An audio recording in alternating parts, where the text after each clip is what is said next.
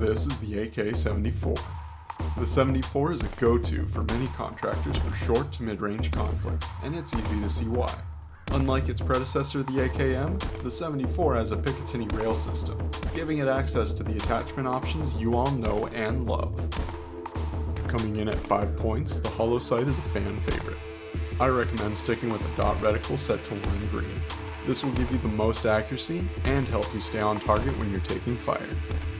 Next, we have the ACOG for 3 points, and if that's your jam, more power to you.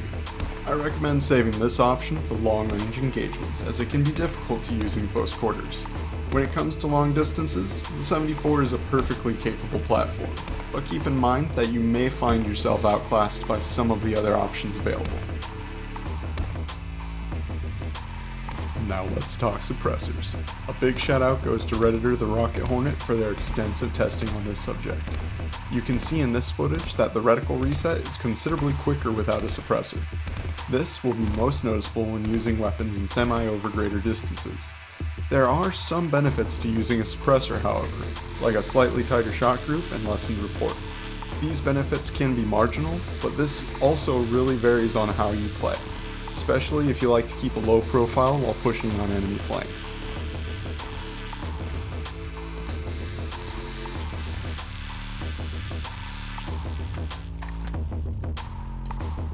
Like most other platforms, the AK74 has access to the CAC vertical and triangle grips.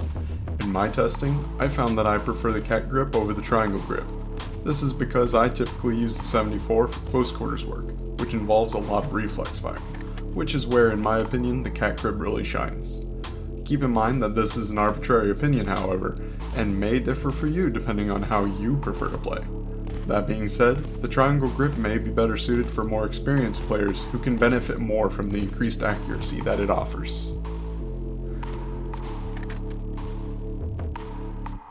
There's a lot to like about the AK74.